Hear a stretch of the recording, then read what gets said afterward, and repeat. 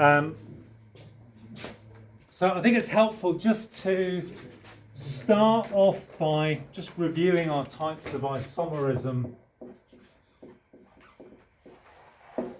that we've seen. We've now got two types of isomerism. So we've got the structural isomerism and the stereoisomerism. Structural isomerism, just a reminder, was same molecular formula. Same molecular formula. Different structural formula. Different structure formula.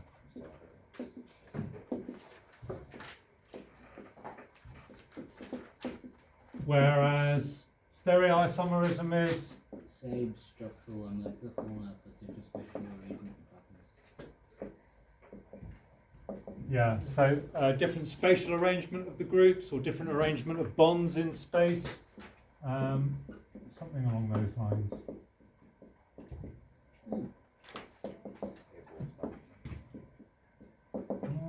In space. Okay. We have three types of structural isomerism. Remember any of these? Positional. Positional is a good place to start. Positional. Chain.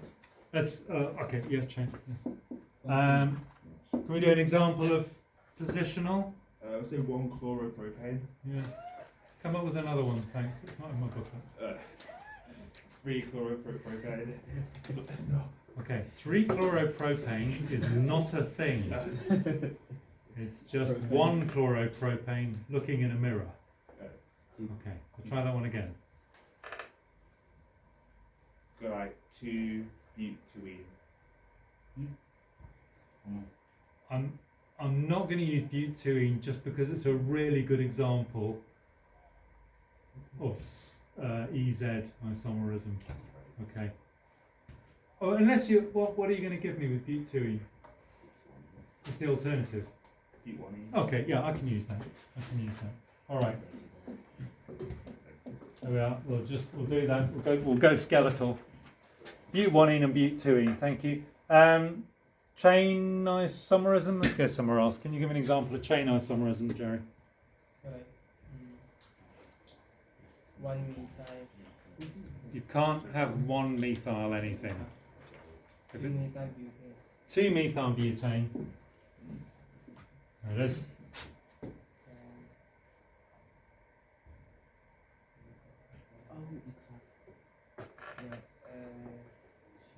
Two dimethyl.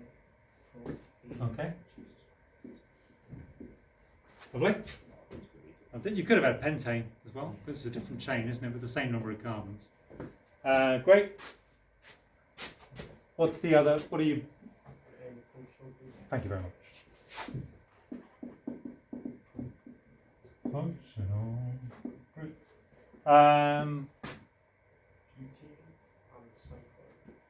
Lovely. Thank you. Very nice. Yeah, we have butene and cyclobutane. They're both C4H8. But of course, one has the alkene functional group and the other one doesn't.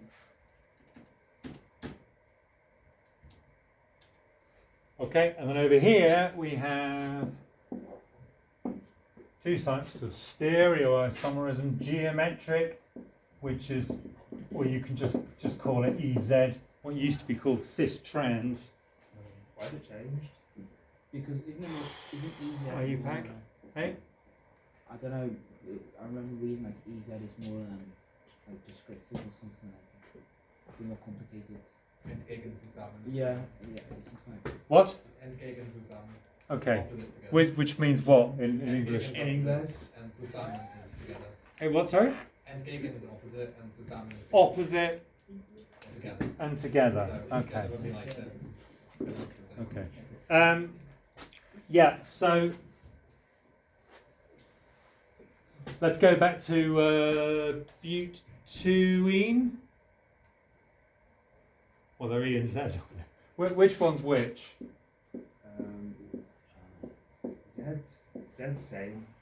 Z, they are on the same side. Exactly right. That's where the German comes in handy, I think. Yeah, that's the Z. Sorry, I've got that the wrong way around.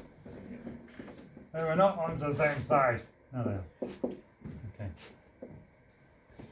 Okay. Easy to remember because that doesn't look at all like a letter Z. What does that Never mean? mind. Right, optical then. Okay, so optical isomers are when we have 4 different groups around a carbon. Let's just call them A, B. Let's go X box, X and Y. And one of the ways of generating the 2 isomers is with a sort of a mirror image thing where that dotted line, you know, you do this in physics, don't you? The dotted line represents a mirror. So I'm sort of reflecting the image. The trouble is that's a little bit ambiguous. We just need to use a little bit more notation to show exactly how the bonds are arranged. So when we have a molecule with 4 different groups on it, if I put this molecule like that, so how am I doing this?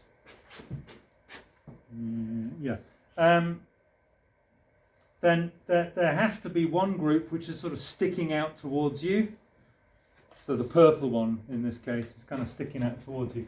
So we draw a sort of wedge-shaped bond, like it's kind of getting larger on its way out.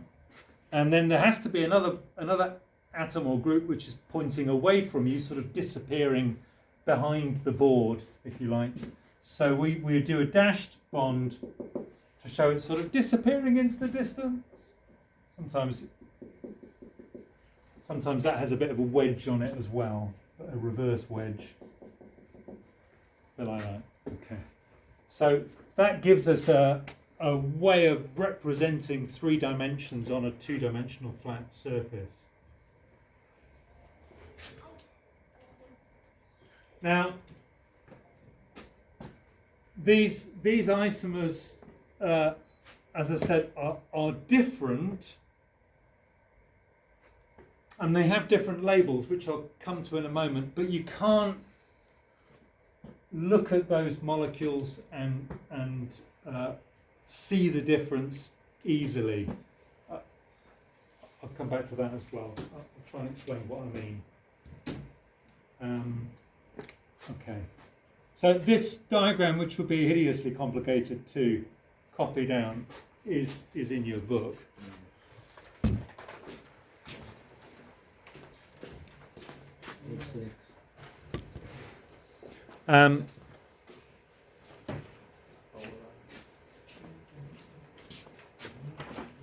So this works with a thing called a polarizing filter. I don't know if you've ever seen these in physics.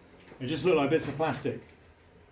But they're arranged in such a way that light, which is normally kind of vibrating in all directions, in all kind of points of the compass, can only pass through the polarizing filter in one direction. So I've got these lines on the polarizing filter. So we can imagine that only uppy-downy light, to use the technical term, can pass through that polarizing filter. Sideways, if it's vibrating sideways, it won't make it work. Have you seen these things before? In physics? Yeah. Okay. I should grab some, and you rotate them, and you can see the light being stopped or let through. So here's my light, unpolarized. It's vibrating in all directions, passes through the polarizing filter. It's now up and down. Okay, so imagine it's exactly up and down. And now we pass that polarized light, sometimes called plane polarized light, because it's been polarized into one plane, into our solution of an optical isomer. So it goes through this tube. And then when the light comes out the other end of the tube, it will have been rotated. So if it goes in upright, it'll come out at a slight angle. And we can measure that angle by getting another polarizing filter and turning it until you get the most light through.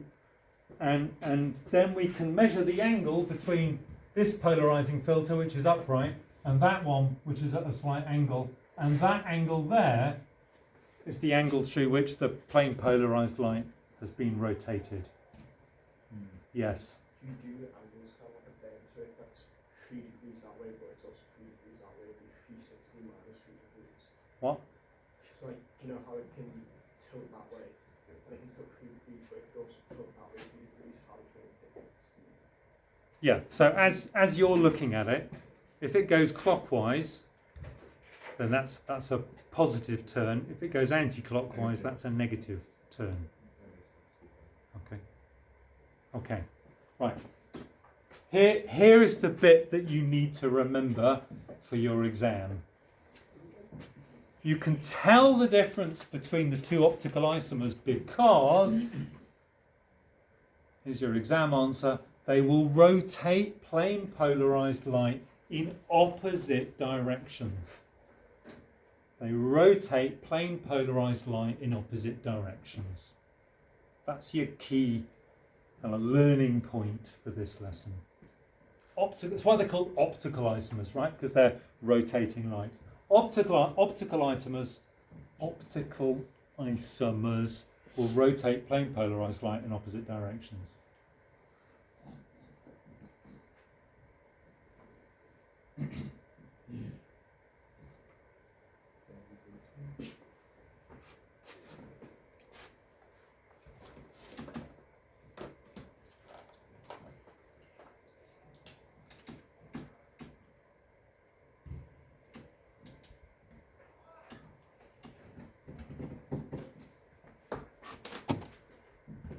Now, one of the isomers will rotate the plane polarized light clockwise. We'll call that the plus isomer. And the other will rotate the plane polarized light anti-clockwise. We'll call that the minus isomer. But there is no way of looking at, the two structures that we've drawn on the page and saying, oh, that one's plus and that one's minus. You have to put it in this bit of apparatus called a polarimeter, by the way. You have to put the solution in a polarimeter and test it. You cannot determine which way round it is.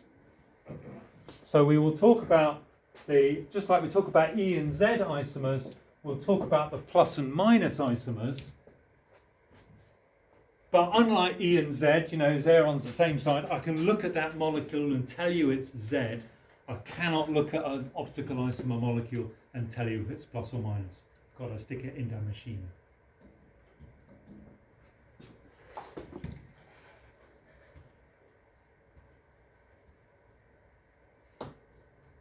Okay.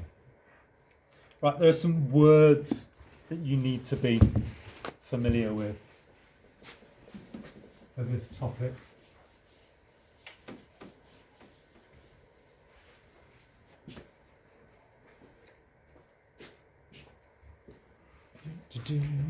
One of them's on the screen now already.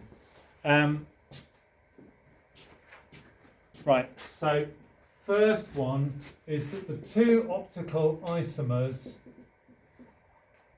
are referred to as enantiomers.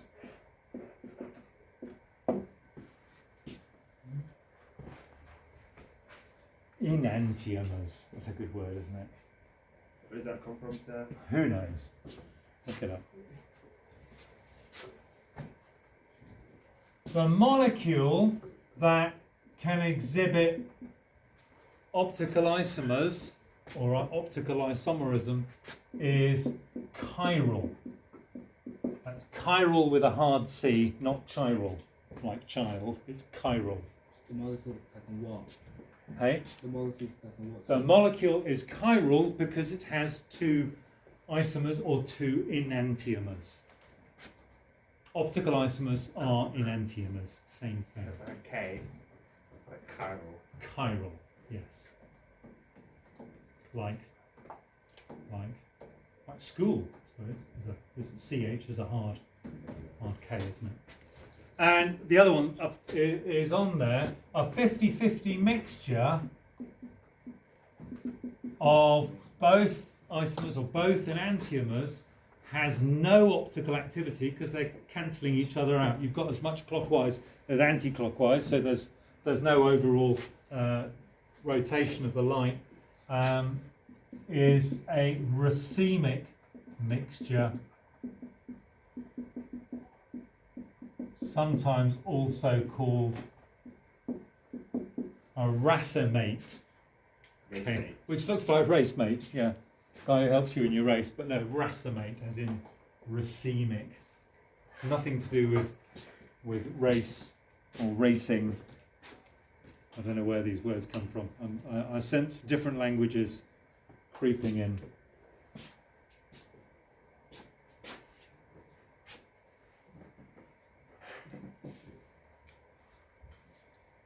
Okay, why is any of this important? Because of a terrible tragedy that occurred in the 1970s.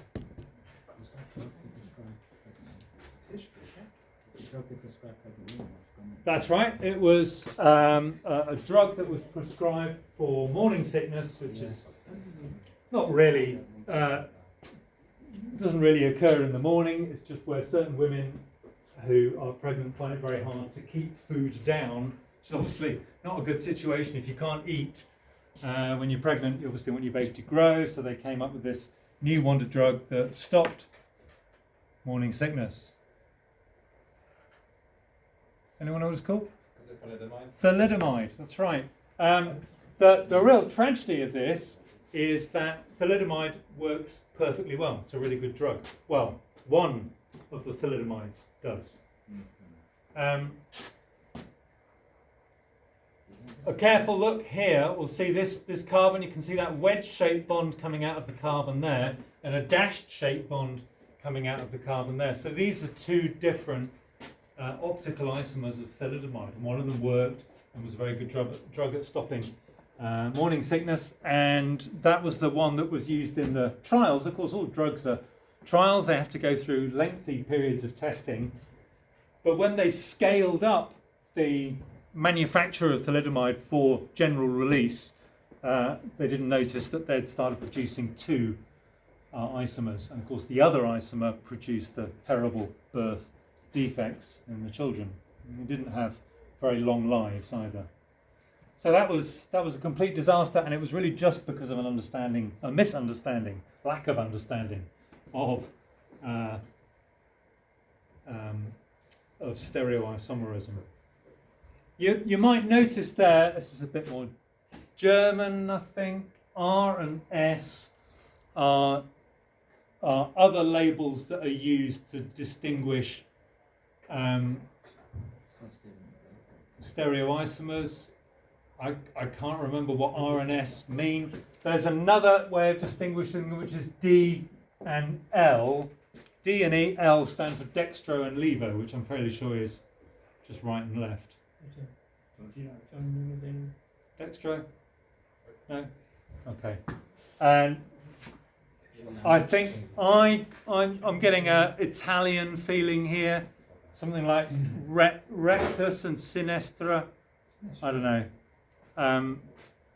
Anyway, so there are different ways of referring to what's sometimes called the handedness, because hands are obviously reflections of each other as well.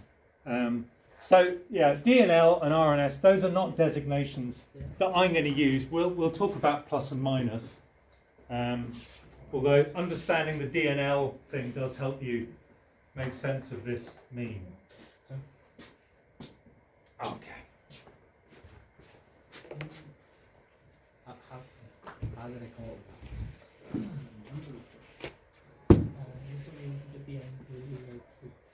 Okay. Right. The last thing I want to do, just before we finish, if you flick into your booklet, you'll see a bunch of molecules. We're on page 12. On page 12? What's that? hope this goes chiral. Hooray! Well done. There you are. Okay.